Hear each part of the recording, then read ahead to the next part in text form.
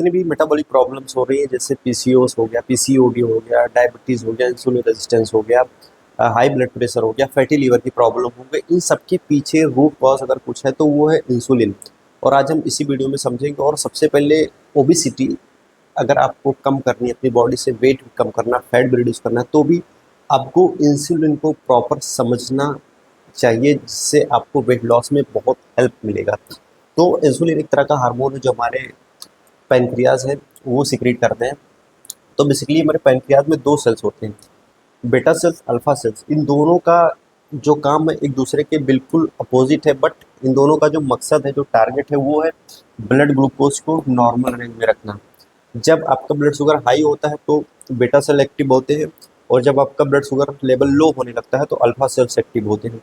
और इंसुलिन का और क्या क्या फंक्शन है उसको थोड़ा सा इन डेप्थ में समझते हैं। जब भी आप प्रॉपर एक मील लेते हैं, हाई कार्बोहाइड्रेट मील, या फिर आप प्रोटीन लेते हैं या फैट लेते हैं, तो इंसुलिन हर एक मील में आपका बीटा सेल्स होते हैं जो प्रोड्यूस करते हैं, बट उसका रेंज और टाइमिंग डिपेंड करता है आप किस टाइप की फूड आपने लिया है, किस टाइप का आपका मील था। फॉर एग्जाम्पल, अगर आपने हाई कार्बोहाइड्रेट मिल लिया या हाई शुगर आपने मिल लिया, तो फिर जो एक्स्ट्रा ग्लूकोज होता है उसको ग्लाइकोजन में कन्वर्ट करने का भी ये काम करता है। ग्लूकोज को ट्रांसपोर्ट करता है, सेल्स तक पहुंचाने में हेल्प करता है, एंड प्रोटीन सिंथेसिस को भी इंक्रीज करता है, मतलब आपकी बॉडी में जो अमीनो एसिड है उनको भी सेल्स तक पहुंचाता है।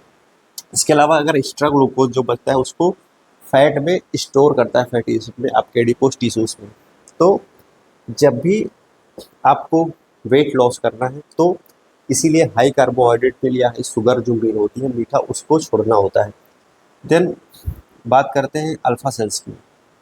जब भी आप फास्टिंग करते हो, फॉर एग्जांपल आपने 24 घंटे या 25 घंटे या 16 घंटे आपने कुछ नहीं खाया, तो जब आपकी बॉडी में जो ब्लड शुगर होता है वो ड्रॉप होने लगता है, तो यहाँ पर आपके अल्फा सेल्स जो है वो एक्टिव होते हैं, और ये सिक्रेट करता है ग्लूकागॉन। अब ये इसको इसके इंसुलिन के बिल्कुल अपोजिट काम करता है। जो भी इसने ग्लाइकोजन फॉर्म में ग्लूकोज को स्टोर किया था, पहले उसको ब्रेक डाउन करके ग्लूकोज में भेजता, ब्लड में भेजता है, ताकि आपका ब्लड जो है शुगर वो नॉर्मल रेंज में आ सके।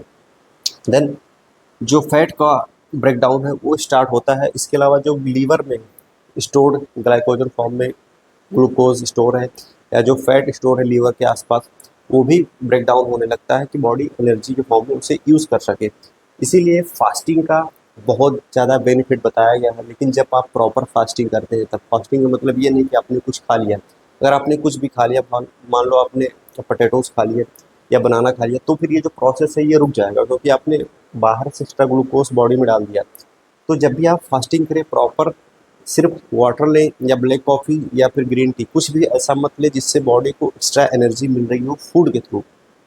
आई होप आपको समझ में आई होगी ये बात। जब भी आपको फैट लॉस करना है, इसलिए कैलोरी डेफिसिट में रखा जाता है कि बॉडी इस स्टेज में रहे, ताकि जो फैट ब्रेकडाउन है वो होता रहे। आई होप आपको वीडियो अच्छी लगी हो। अपने दोस्तों को शेयर करो जिनको इंसुलिन रेजिस्टेंस है या डायबिटीज़ है, पीसीओएस, पीसीओडी, या फ्यूचर में आपको बचना है इस तरह की बीमारियों से। Thank you.